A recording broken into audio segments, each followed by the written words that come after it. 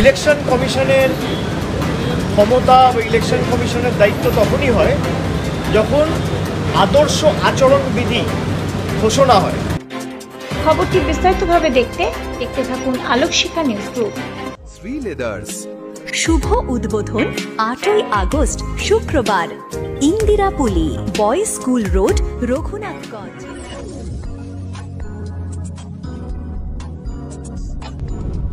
তিনটে প্রশ্ন রয়েছে আপনাদের। এক হচ্ছে ইলেকশন কমিশন নিয়ে রাজ্য সরকার যে অবস্থান নিয়েছে সে সম্পর্কে আপনাদের প্রশ্ন রয়েছে। দুই হচ্ছে 50% ট্যারিফ লাগানো হয়েছে ইন্ডিয়ার উপর, সে সংক্রান্ত প্রশ্ন। এবং থার্ড হচ্ছে ইন্ডিয়া আজকে যে বৈঠক রয়েছে সেটা নিয়ে। আমি প্রথমেই বলি যে ইলেকশন কমিশন যে কাজ করছে আমরা বলেছি যে এটা এখতিয়ার বহির্ভূত। ইলেকশন কমিশনের ক্ষমতা বা ইলেকশন কমিশনের দায়িত্ব তখনই হয় যখন আদর্শ আচরণবিধি ঘোষণা হয়। মডেল কোড অফ কন্ডাক্ট লাগু হওয়ার পর থেকে ইলেকশন কমিশন রাজ্যের সার্বিক সিভিল এবং ক্রিমিনাল অ্যাডমিনিস্ট্রেশন, পুলিশ অ্যাডমিনিস্ট্রেশন নিজের হাতে নিয়ে, স্টেট মেশিনারি নিজের হাতে নিয়ে তাদের মতো চালায়, যাতে নির্বাচনটা নিরপেক্ষ হয়, আনবায়াসড হয়, ইম্পার্শিয়াল হয় এবং ফেয়ার হয়।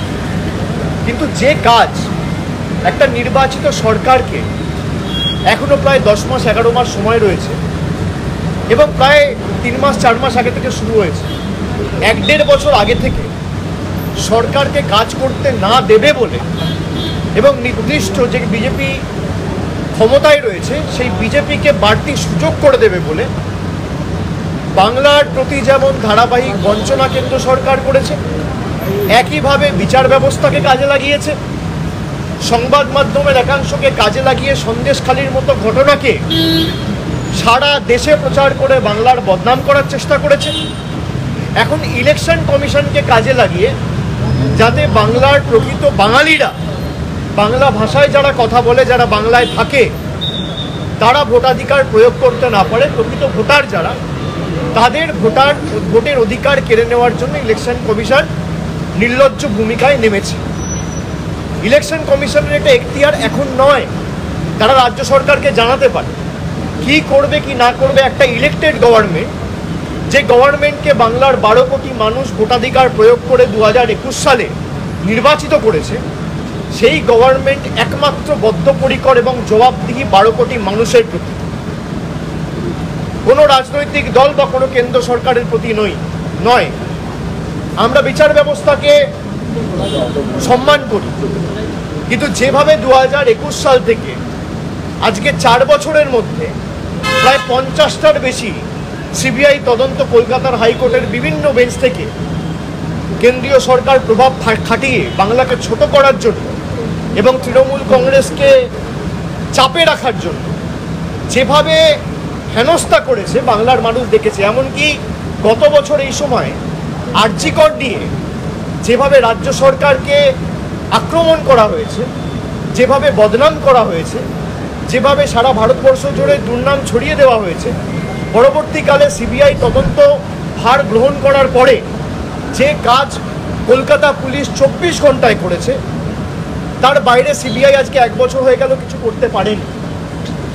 আমি আগেও বলেছি, আবার বলছি, যে যারা বাংলাকে ছোট করছে নিজেদের রাজনৈতিক স্বার্থ চরিতার্থ করতে, তারা বিগত দিনেও জবাব পেয়েছে, আগামী দিনেও তারা শিক্ষা পাবে।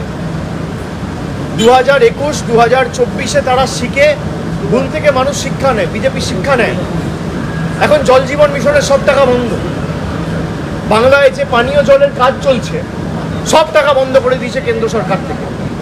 এখন শুধু 100 দিনের টাকা, বাড়ির টাকা, এখানে রাস্তার টাকা বা 100 দিনের টাকা বন্ধ নয়, জিএসটির টাকা বন্ধ নয়, এমনকি জল, যেটাকে আমরা জীবন বলে জানি, জলের আর এক নাম জীবন, মানুষ জল ছাড়া বাঁচবে কোত্থেকে, সেই জলের টাকা বিজেপি সরকার বন্ধ করে দিয়েছে।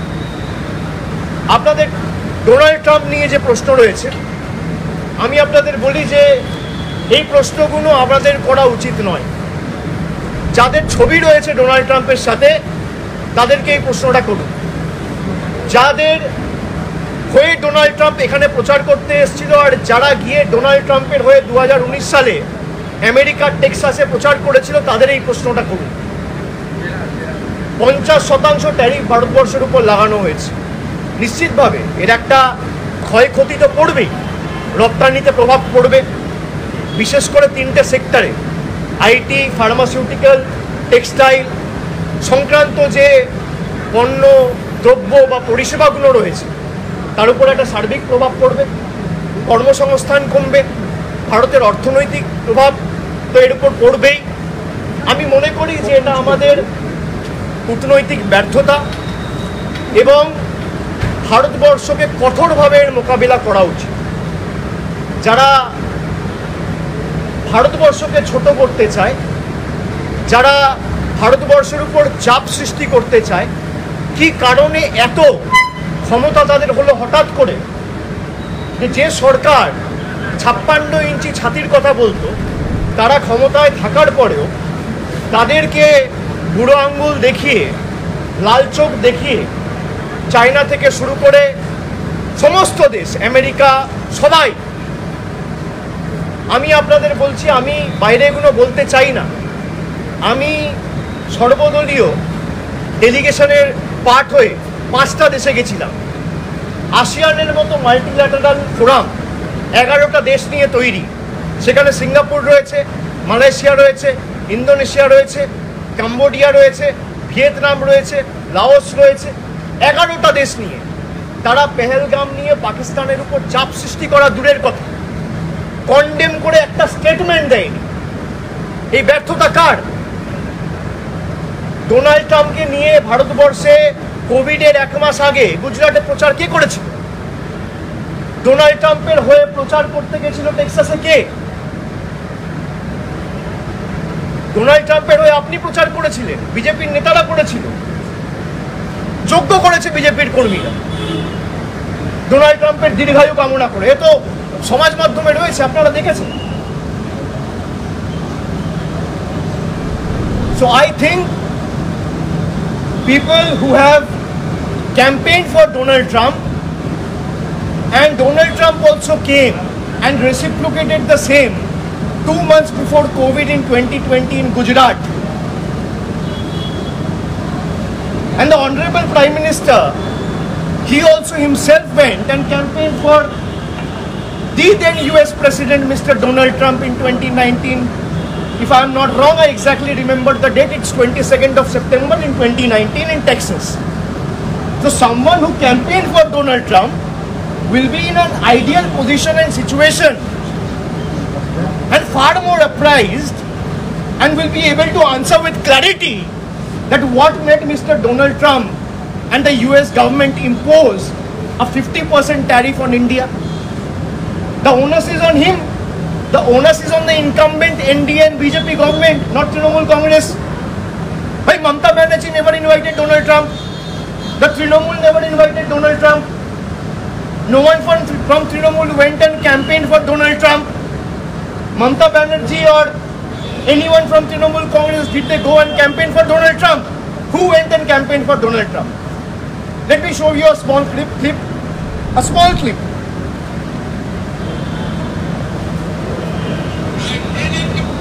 Who said this?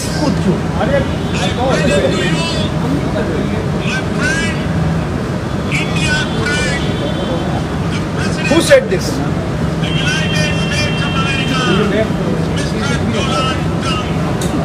Who said this?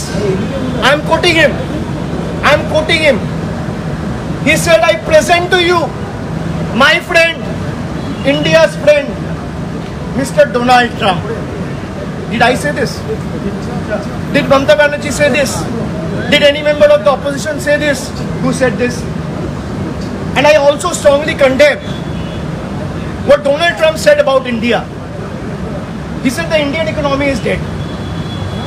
Well, I don't agree. Nobody has got the might to kill the Indian economy. It's surviving on the love and affection of 140 crore Indians. I can say Indian economy is in ICU. From bad, it has become worse in the last 10 years. And by imposing 50% tariff, there will be a substantial job loss, segments like IT, especially IT related goods and services, pharmaceuticals and textiles will be badly affected. Exports will come down, and this is all because of the botched-up foreign policy of the union government. They have been speaking about India's global presence and how India has become a Vishwaguru. Is this the example? This is how India is being treated. What is stopping us from retaliating? The Home Minister in the floor of the House in Parliament said POK is our integral part. Then what is stopping you from reclaiming POK? Nothing is stopping you. The entire country is with you, standing with you, shoulder to shoulder. Every opposition party is with the union government in this fight. Like I said, until and unless you reclaim the POK, this will keep happening. 2019, Pulwama happened. The government carried out airstrike. Again, after 5 years, Pahalgam happened. Again, you carried out airstrikes. So we are stuck in a infinite cyclical loop. This has to end once and for all. And if there is any solution to this, I think you can only go and reclaim POK and give Pakistan a reply in the language they understand. There's no other way to deal with it. Election Commission, do you think in English that they are going overboard by, Absolutely, they are going overboard. They're exceeding their brief.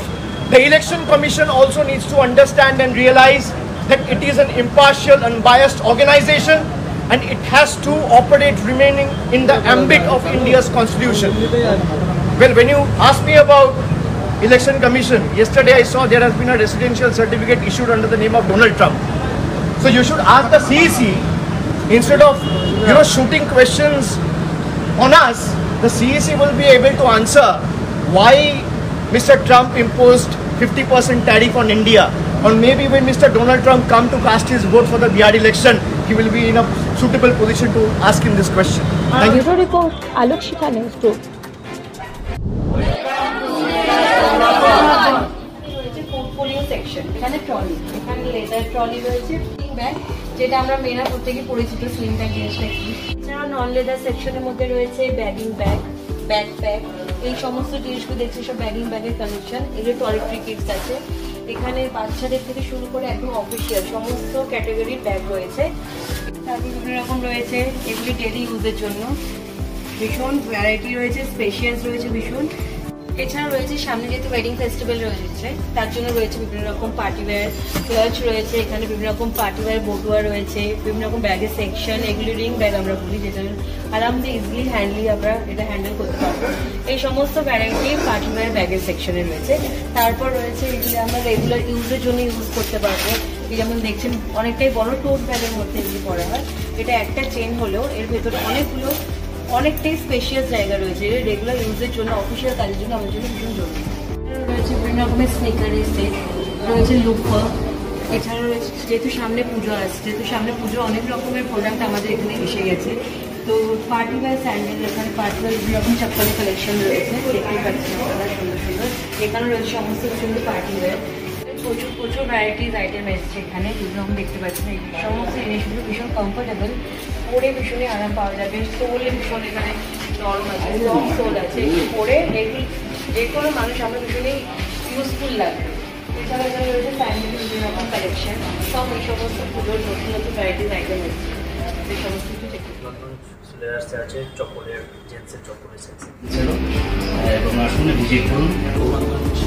সিলেবাসের gents সেকশনের মধ্যে leather আমাদের তো main product, লেদারের shoes প্রচুর collection আছে। এছাড়াও আমাদের শর্টসের কালেকশন তো আছেই। আমাদের জুতো করলে তো ক্লিনিংয়ের তো প্রয়োজন হয়, আমাদের ক্লিনিংয়েরও পারপাস মানে ভ্যারাইটিস প্রোডাক্ট আছে আমাদের এখানে। পলিশ আছে, সাইনার আছে, ব্রাশ আছে, এটাও আমাদের কাছে অ্যাভেলেবেল আছে প্রচুর। এছাড়াও আমাদের কিডস সেকশন আছে, কিডস সেকশনে এসে আপনারা কিনতে পারেন। এছাড়াও আমাদের দেখতে পাচ্ছেন বেল্টের হিউজ কালেকশন। এছাড়াও আমাদের ওয়ালেট সেকশনে কিছু স্পেশালিস্ট প্রোডাক্ট আছে, এটা আপনার ওয়াচ বক্স আছে, এটা আমাদের মোবাইল স্ট্যান্ড আছে পিওর লেদারের। তাছাড়াও রয়েছে জুয়েলারি বক্স, এখানে আপনি ইয়াররিংস থেকে শুরু করে হাতের ব্যাঙ্গেল, নেকপিস সমস্ত কিছু রাখতে পারবেন। তাছাড়াও রয়েছে ওয়াইফাই প্রোটেক্টেড ওয়ালেট, এটার জন্য জানতে হলে এখানে অবশ্যই ভিজিট করতে হবে আপনাদের। শ্রী লেদার্স শুভ উদ্বোধন 8ই আগস্ট শুক্রবার, Indirapuli, boys school road, Raghunathganj. আপনি কি গাছ লাগাতে ভালোবাসেন? বিভিন্ন দেশি বিদেশি ভ্যারাইটিস ফুল এবং ফলের গাছ খোঁজ করছেন? তবে আর দেরি না করে চলে আসুন মা মিনতি নার্সারি এবং বোটানিক্যাল গার্ডেনে। পরিচালনায় সুমনা নাথ। আমাদের ঠিকানা কমল কুমারী দেবী মডেল স্কুল মোড়, রঘুনাথগঞ্জ, মুর্শিদাবাদ।